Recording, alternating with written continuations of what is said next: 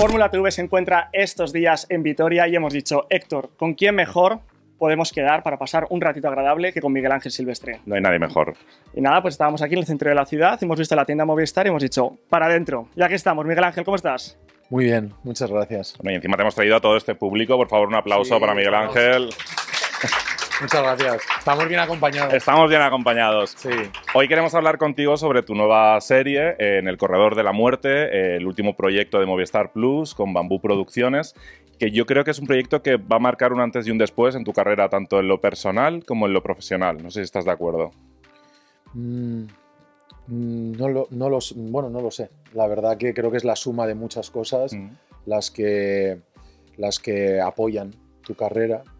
Este sí que ha sido un proyecto muy personal. Es quizá la primera vez que interpreta a un personaje vivo y a un personaje vivo que está viviendo una injusticia como la que está viviendo Pablo Ibar, que conocía de pequeño, porque recuerdo que fue muy impactante para mí cuando escuché por primera vez que había un español condenado a muerte, o sea, que podían llegar a matar a alguien. Eso te deja una sensación bastante oscura, sobre todo cuando eres pequeño y la muerte tiene una connotación tan negativa, ¿no?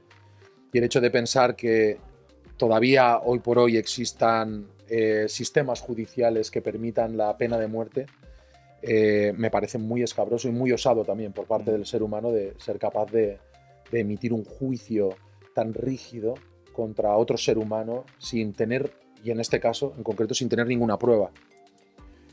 Poco a poco voy conociendo, gracias a Nacho Carretero y a todo el equipo, voy conociendo a fondo la historia que vive Pablo Ibar, y me doy cuenta de todas las incongruencias y todos los contratiempos, irregularidades que han sufrido sus juicios. Y me di cuenta que una sensación que tenía acerca de su inocencia se convirtió en una opinión muy férrea, y creo firmemente en la inocencia de Pablo, y por eso me metí de lleno a contar esta historia, a hablar de la pena de muerte y para hablar de la historia de Pablo, en la que creo firmemente en su inocencia, y por otro lado con mucha admiración de la historia de amor que se cuenta, que es la historia. Pablo siempre dice que él es la persona con más suerte del mundo y con menos suerte del mundo. Dice que con menos suerte por cumplir condena por algo que no cometió, y dice que por más suerte porque ni en las películas ha visto una historia de amor como la que él ha vivido. Así que la gente que rodea a Pablo, ya sea su padre, Cándido, como Tania, como su hermano, como su madre, que en paz descanse, son grandes ejemplos, son grandes inspiraciones de un amor sin límites. Iremos desgranando todos estos pequeños detalles porque, como tú dices, es una historia que toca muchas realidades. ¿Cómo te llega el proyecto? ¿Cómo te llega la propuesta de Bambú, que es una productora con la que ya habías trabajado anteriormente?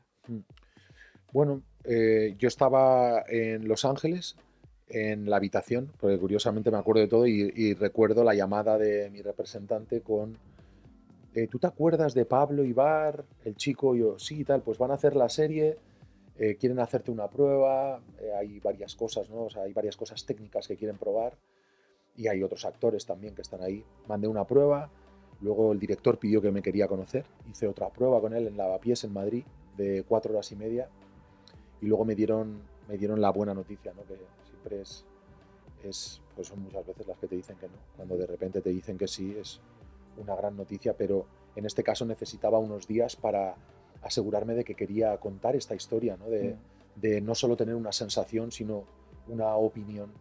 Y después de muchas conversaciones con Nacho Carretero, hubo algo que me llamó mucho la atención. Podemos ver en internet muchos vídeos de forenses faciales hablando del rostro de Pablo, ¿no? De las diferencias entre la ceja del asesino y la ceja de Pablo Ibar, la mandíbula, el pelo, las entradas, son muchas cosas, pero una forense facial le mandó una imagen que cuando me la mandó Nacho me pareció que era muy relevante. Ella le dijo, yo creo que tengo algo que todavía es más, impactante de ver la diferencia, y es la nuca de Pablo Ibar y la nuca del asesino. Tienen las orejas totalmente diferentes. El asesino tiene las orejas hacia afuera, bastante hacia afuera, y en el caso de Pablo es de esas personas que curiosamente es lo opuesto, ¿no? Las tiene bastante pegadas a la nuca. Y bueno, eso que dicen, una imagen vale más que 1000 palabras. Bueno, pues aquí por una imagen borrosa decidieron, sin pruebas de ADN, que es la prueba más fuerte en un juicio, decidieron meter en el corredor de la muerte a Pablo Ibar. Y Entonces, bueno. precisamente por todo esto que estás comentando, ¿te costó aceptar el papel por el hecho de, pues es un personaje vivo que sigue con este caso abierto, tan crudo, y la implicación que esto tiene, ¿no? Que interpretes este personaje, que él lo pueda ver, la responsabilidad? Bueno, fue una responsabilidad, pero es curioso. Quizá tomar la decisión es lo que más me costó, y una vez estaba ya en el tren, el equipo era muy bueno, ¿no? Nacho Carretero es un periodista veraz, desde mi punto de vista. El director es una persona que no edulcora las emociones, que es bastante honesto y sincero, bastante vasco en ese sentido, ¿no? Como un tío, aunque él es catalán, pero vamos, bastante con unas emociones muy sinceras y muy transparentes. Y sabía que había un equipo detrás de gente, la productora Bambú, Movistar, que iban a contar el tema desde mucho respeto. Entonces puse toda la energía que yo tenía que poner para los aspectos técnicos, como el acento, como la expresión, y luego ya me dejé llevar en el rodaje, y sabía que el resultado final iba a ser bastante consecuente con la historia. Cuéntanos un poquito cómo trabajas uno de los aspectos que más ha llamado la atención, que es precisamente el acento. Que, bueno, creo que todo el mundo coincide en que no se nota que eres español, vaya. Pues fueron muchas horas de... Es que, bueno, para los que no lo saben, Pablo Ibar, su madre, es cubana, y él crece en Miami, entonces crece hablando español con acento cubano, y el inglés, pues el inglés de Miami.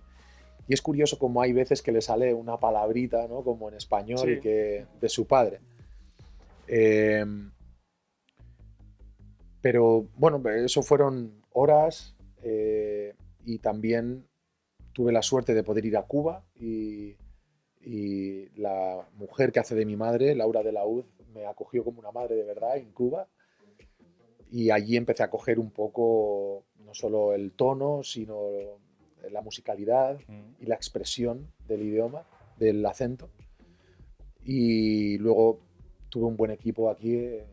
Geo era mi profesor de dicción, con el que practicamos, y después de horas y tal, cuando llegó el momento del rodaje, me sentí que estaba preparado para estar con cierta libertad, ¿no? Para poder expresarme sin estar pensando en ello. Intentabas, no sé, salir a la calle a ver si paso desapercibido. Lo que sí que hacía es, en el momento que arranqué, ya nunca más volví a hablar como hablaba yo. Le hablaba con acento cubano a todo el mundo. Ahora ya no sabes cómo hablar, ¿no? Realmente. Poco a poco volví a aterrizar, porque eso tardas un poquito, ¿no? De repente te sale alguna palabra. Al principio la gente, pues eso, no te termina de tomar en serio, o se piensa que estás de broma, pero si continúas y no dejas espacio a eso, llega un momento que se convierte en un hábito. Entonces yo a mi sobrina le hablaba así, y a ella le hacía mucha gracia al principio, y ya llegó un momento que como que ya no lo mencionaba, ¿no? Formaba parte del juego. Y bueno, así fue. Más allá del acento, ¿cómo ha sido este proceso de preparación de este personaje a nivel de documentación, de trabajo con el director? Creo que intentaste poder visitar a Pablo para hablar con él directamente. Pues sí, hay muchos vídeos de él en YouTube, y yo estuve viendo los vídeos, hablando con Nacho, contrastando información, y quise hablar con él, pero él estaba en pleno juicio, entonces estaba en prisión preventiva, donde solo puede ver al abogado, ni siquiera a la familia. Entonces fue imposible. Y con respecto de hablar a la familia, uno de los, creo que, buenos consejos que me dio mi madre era que se estaban jugando la inocencia de su hijo, era un momento muy crítico para ellos, y también consideré que era meterme en un lugar muy, muy sensible, ¿no? De repente ir a preguntar, porque sobre todo de lo que más me interesaba saber, que sabía muy poco, es de la juventud de Pablo, porque hay muchos vídeos de él cuando ya está dentro, pero no antes, y quería saber cuánto de cubano tenía y cuánto de vasco, ¿sabes? Porque yo le veo con acento cubano, pero con algo muy del padre, hay una sencillez y una transparencia a la hora de hablar que me parece como muy vasca. Yo quería preguntar un poco de eso, pero al final lo dejamos un poco más para el director y para mí, para ir tomando decisiones. ¿Sabes cuál es la opinión de la familia o la postura de la familia con respecto a que se cuente la historia de Pablo a través de una serie de televisión? Creo que es positiva. Hoy voy a conocer a Cándido y tengo entendido que ha visto los capítulos y que él se siente orgulloso del resultado, y tengo muchas ganas de verle y de darle un abrazo, claro.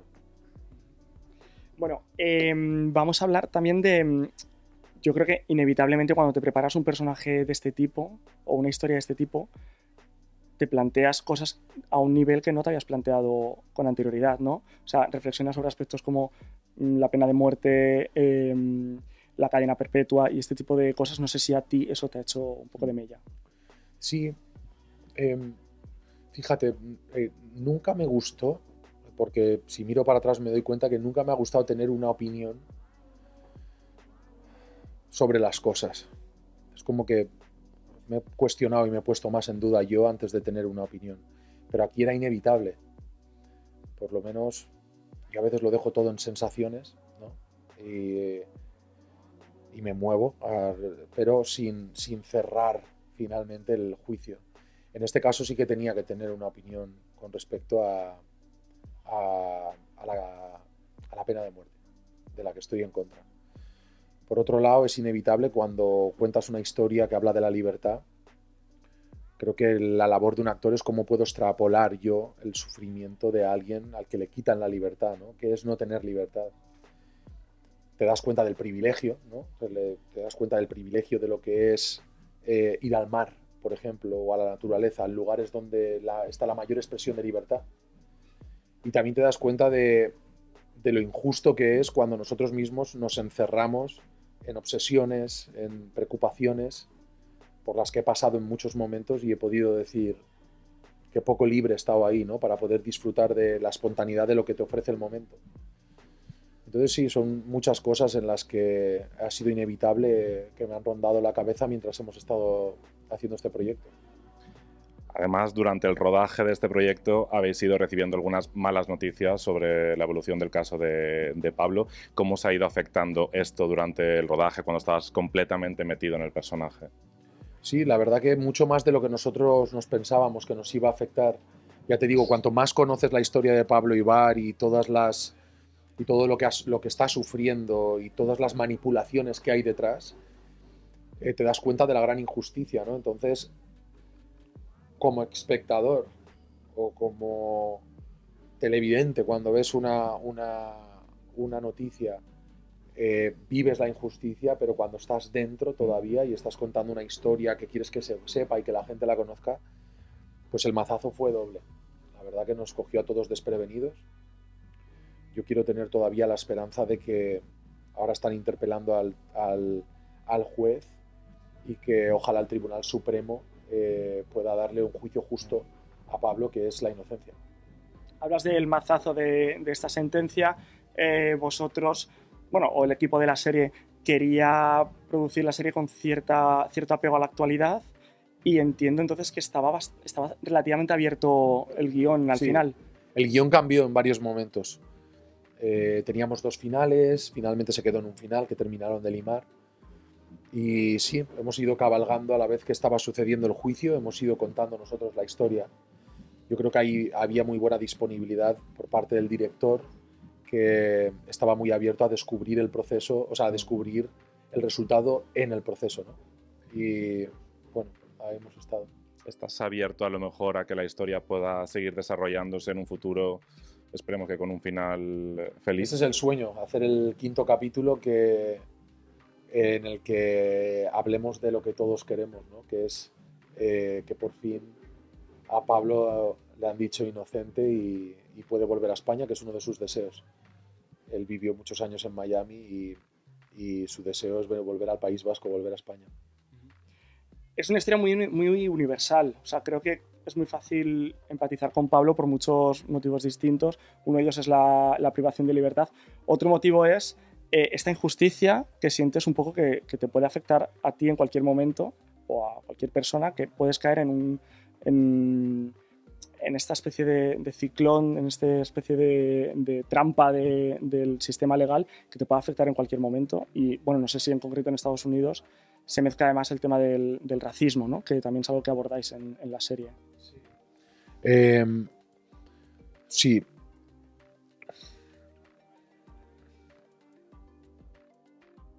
Es una historia que le puede pasar a cualquiera.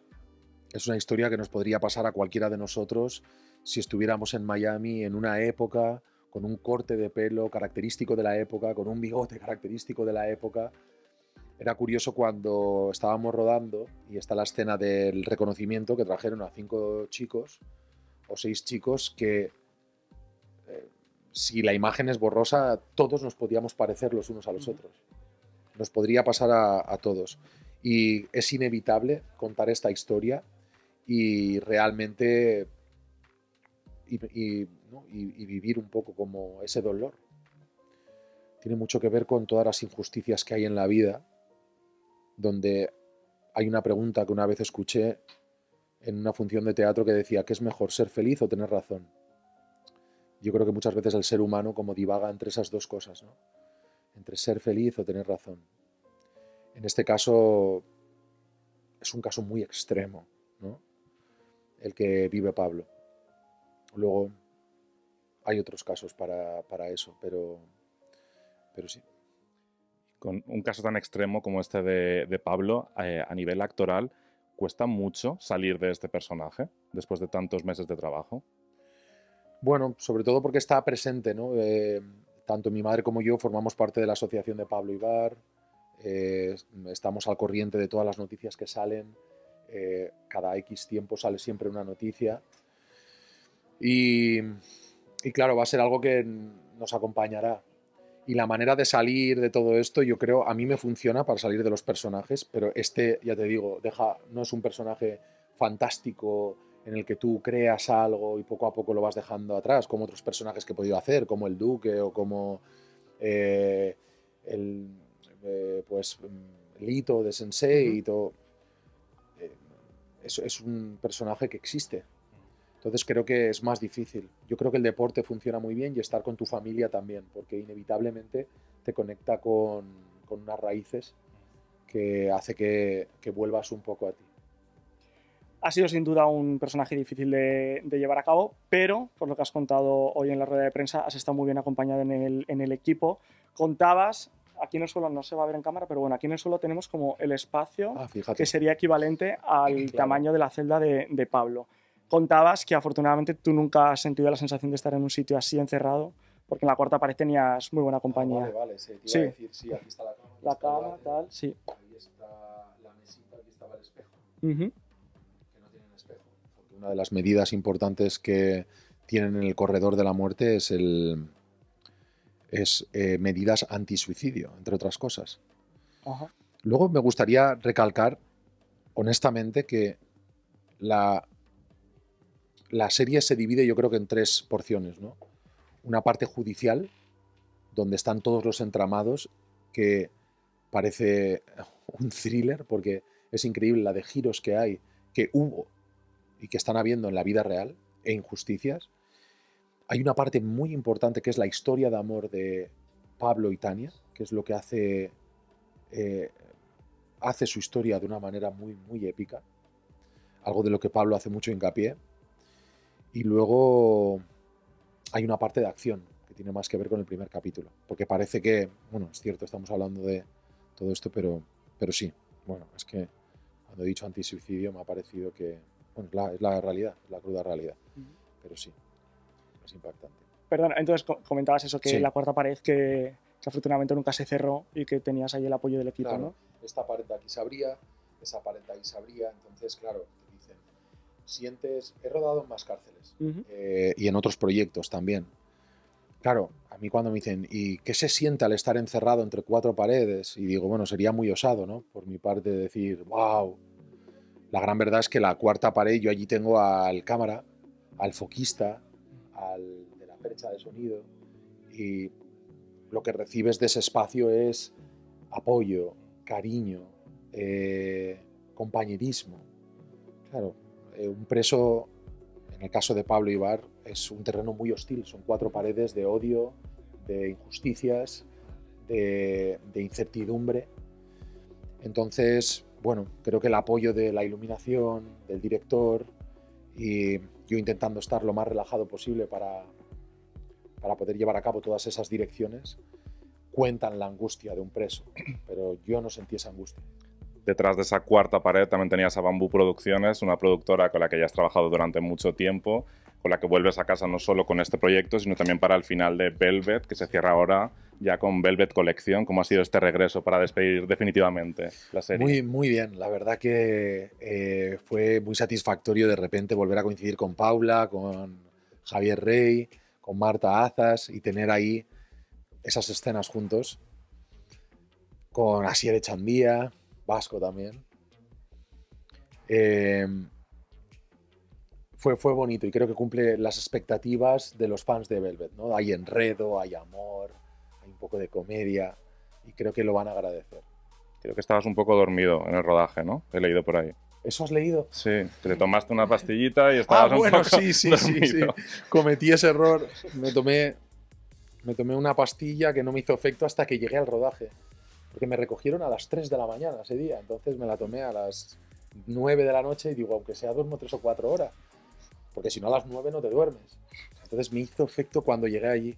Entonces la boca la tenía dormida, pero el cuerpo estaba alerta. ¿Y cómo le explicaba yo eso al director? ¿Sabes? Es complicado. Al final lo sacamos, creo, habrá que verlo. Oye, ahora que estamos un poquito más distendidos, ¿cómo llega un joven de Castellón que quería ser fisioterapeuta a triunfar en Hollywood? Pues en un Seat Ibiza a Madrid llegué entrando por Atocha, que todavía me acuerdo. Me hacía mucha ilusión. Tengo una tía que es directora de teatro y yo estudiaba fisioterapia. Estaba terminando la carrera y de repente le dije a mi padre, que en paz descanse, y al que le estoy muy agradecido porque a pesar de los suspiros que hizo él cuando yo le dije que quiero ser actor, papá, es que quiero irme a Madrid a estudiar. A pesar de esos suspiros que hizo él, pero hijo mío, pero ¿por qué no? ¿Sabes? Ahora que has terminado la carrera, ¿por qué no te centras? Y nada, y llegué a Madrid con la esperanza, que creo que es algo que necesitamos el ser humano. Creo que la esperanza es lo que nos hace tirar hacia adelante, ¿no? Y en este caso, la esperanza, por ejemplo, de Pablo, que sé que ha tenido un momento muy difícil cuando le volvieron a dar, que estábamos todos convencidos que iba a salir inocente, le volvieron a dar culpable, pero ahora por fin se está interpelando al juez por todas las incongruencias que ha habido en el caso, no solo de él, sino en otros casos. Entonces está la esperanza de que el Tribunal Supremo vea eso y que por fin pueda valorar este juicio como se merece. Así que sí, la esperanza que tenía yo de llegar a Madrid también y decir, quiero ser actor y quiero conseguirlo y qué tengo que hacer y bien, me siento muy, muy contento del viaje. Y ya para terminar, estaríamos aquí toda la tarde contigo, pero se nos acaba el tiempo. Proyectos que tengas más allá de 30 monedas que veremos próximamente. No sé si te vamos a ver en Matrix, ahora que va a volver. Ya me gustaría, pero creo que no le voy a quitar el puesto a Keanu Reeves. Otro personaje. Pues bueno, ahora de momento terminar 30 monedas y estoy muy ilusionado con Alex de la Iglesia. Creo que tiene un talento. ¿Es vasco también? Tiene un talento... ¿Todos lo lleváis vosotros o qué? Pero luego John Cortajarena, muy amigo mío, también es vasco. Entonces, bueno, así empezamos y no paramos. Pues tiene muchísimo talento. Es alucinante ver a una persona que lleva tantos años con esa cabeza, ¿no? Y con tanto compromiso por los cómics y todo lo que le ha traído eso. Es un animal sin límites y sin filtro. De los animales más tiernos que he conocido. Así que lo estoy disfrutando mucho. Es muy divertido trabajar con él. No te aburres. Perdón, muy rápido. Es que hay un tema que me da pena que no te hayamos preguntado. A mí la relación con Tania, con el personaje de ella, me parece brutal. Ese apoyo incondicional, cuando seguramente egoístamente lo fácil sería decir, lo siento, te tengo que dejar ir, pero está ahí, está hasta el final. No sé, un pequeño apunte final, porque a mí me parece de lo más gordo de la historia. Sí, a mí también. El personaje de Tania, sin duda, la novia de Pablo, es increíble todo lo que ha hecho por Pablo. creo que se refleja muy bien en la historia de ese amor incondicional, un amor muy femenino, además, muy generoso. Digo femenino porque ese nivel de generosidad creo que solo lo puede llegar a sentir una madre, ¿no? Una mujer. Entonces me llama la atención ese amor que vemos en la realidad de una persona hacia Pablo, una persona que es mujer, una persona que se ha convertido en su mujer. Y creo que la actriz y la novia de Pablo comparten algo, aunque no conozco a la novia, pero creo que la actriz, si puedo decir algo, es que es muy, muy generosa y tiene esa generosidad, ¿no? tan femenina y maternal que creo que la hace conseguir un trabajo como el que hace, que a mí me parece impactante, con mayúsculas. Pues ha sido un placer, Miguel Ángel, tenerte con nosotros aquí en Muchas Vitoria y todo el mundo a ver en el Corredor de la Muerte el 13 de septiembre en Movistar Plus. Muchas gracias. Ahí vamos a Gracias estar. y enhorabuena. Gracias, chicos.